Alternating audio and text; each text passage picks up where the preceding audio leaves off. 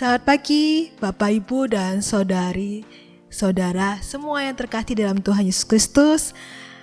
Kembali kita hadir dalam teduh pagi pada pagi hari ini. Mari Bapak Ibu Saudara, saya mengundang kita semua untuk meneduhkan diri kita di pagi hari ini.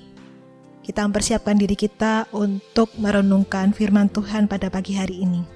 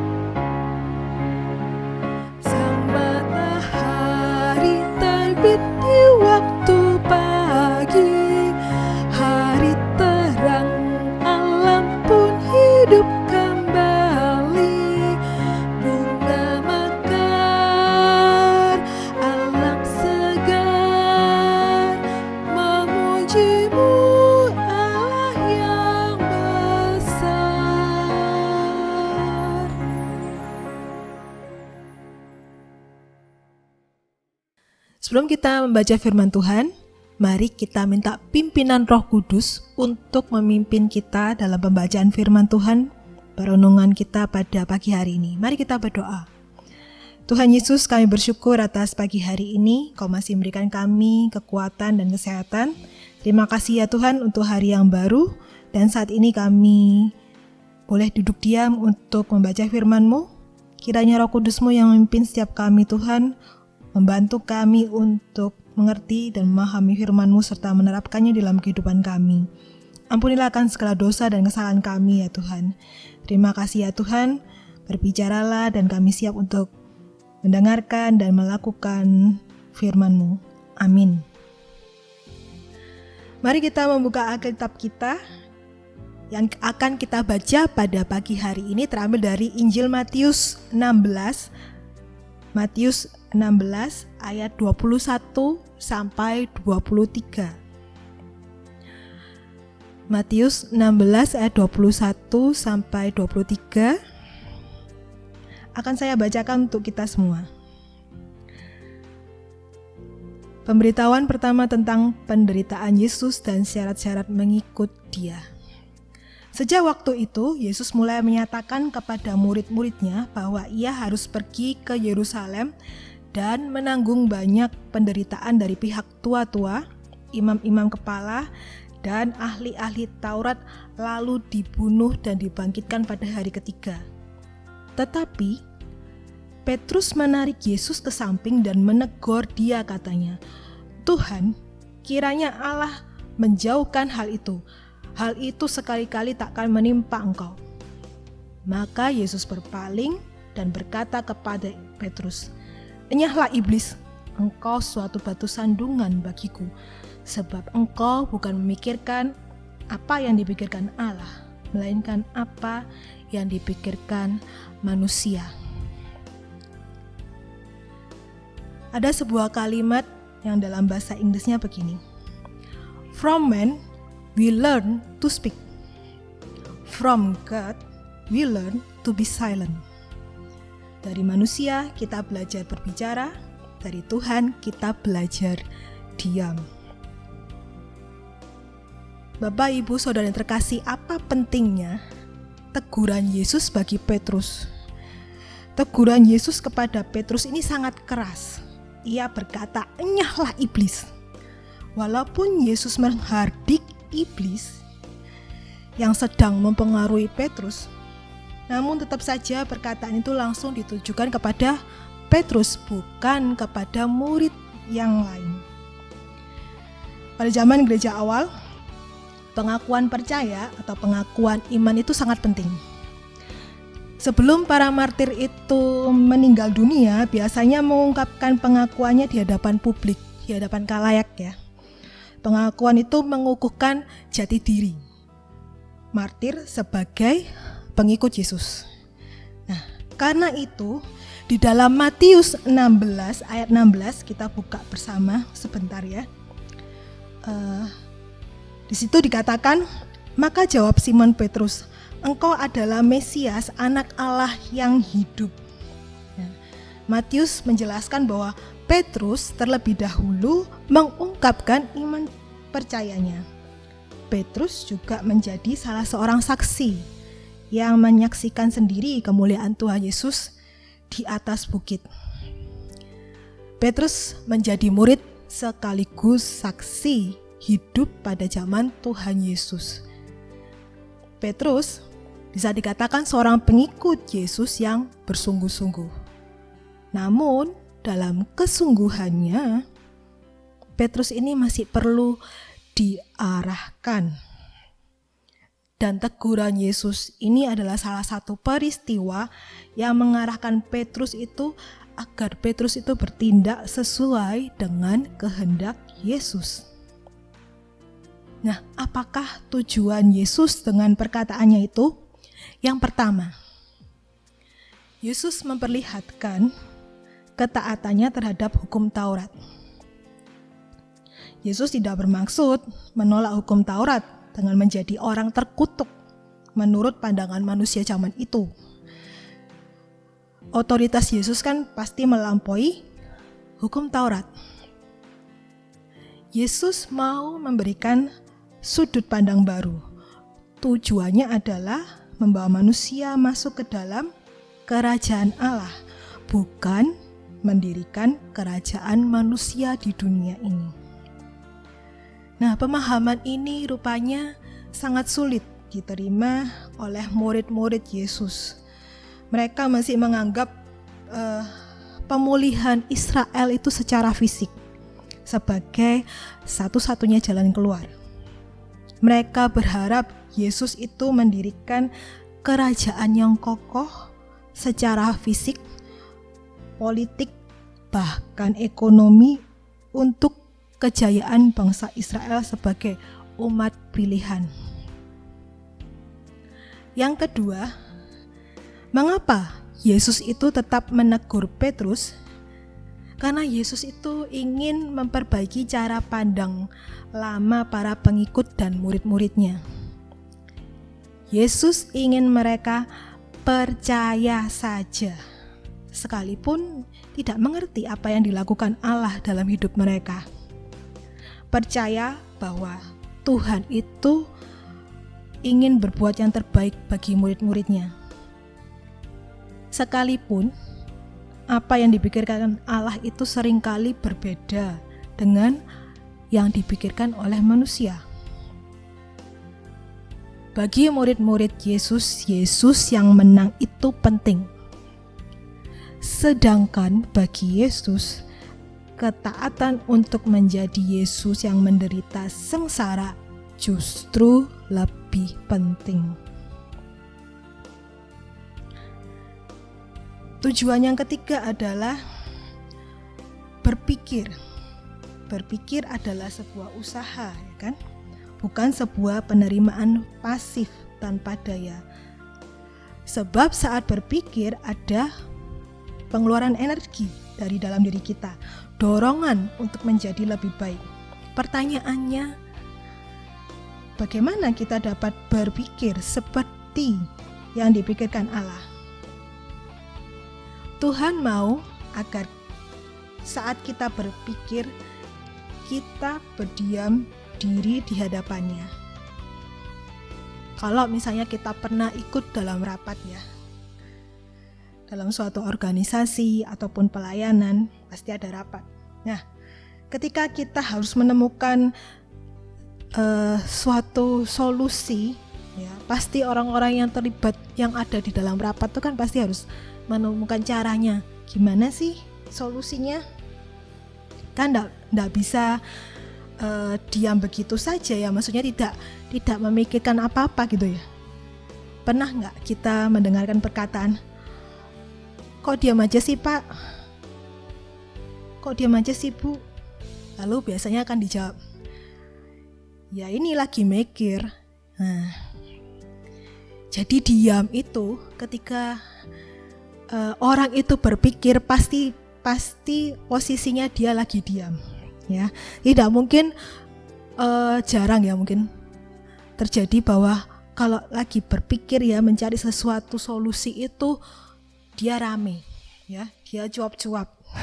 Dia pasti berdiam dulu, mencari sesuatu di dalam keheningannya. Jadi bukan berarti diam itu bersikap pasif, ya, otaknya itu pasti berjalan. Jadi berpikir berarti diam dan berusaha mendengarkan suara Tuhan. Tentunya diperlukan pengenalan akan firman Tuhan sebagai alat perenungan kita. Berpikir berarti dengan akal budi kita menganalisa dan menggunakan logika dengan tetap percaya kepada Tuhan. Nah, dari sini kita dapat belajar. Yesus menghendaki para murid tidak bersikap pasif, namun dapat menganalisa dan menangkap makna pesan Yesus seperti yang dikehendakinya. Termasuk ketika kita membaca Alkitab. Ya, kita membaca firman Tuhan. Alkitab ini adalah firman-Nya. Kita juga diajak aktif memikirkan kehendak Tuhan dan melakukannya. Petrus harus bertindak sesuai apa yang dipikirkan oleh Allah, bukan menurut kehendaknya atau keinginannya sendiri yang tidak mau memiliki Tuhan dan guru yang menderita. Nah, penderitaan di mata manusia memang biasanya dianggap sebagai kekalahan. Namun bagi Tuhan itu adalah jalan menuju penebusan dosa dan akhirnya kemenangan atas maut. Apakah kita mau belajar melakukan kehendak-Nya? Jika kita memilih melakukan kehendak kita sendiri, berarti kita harus siap untuk ditegur oleh Yesus. Bukan karena Yesus itu jahat, tetapi karena Ia mengasihi kita dan tidak mau kita ini menjadi salah arah dan terhilang. Segeralah untuk memperbaiki diri dan jangan keraskan kepalamu. Saya akan membacakan Efesus 5 ayat 17. Efesus 5 ayat 17 berkata, sebab itu janganlah kamu bodoh, tetapi usahakanlah supaya kamu mengerti kehendak Tuhan. Demikianlah firman Tuhan dan perenungan kita pada pagi hari ini. Tuhan Yesus memberkati.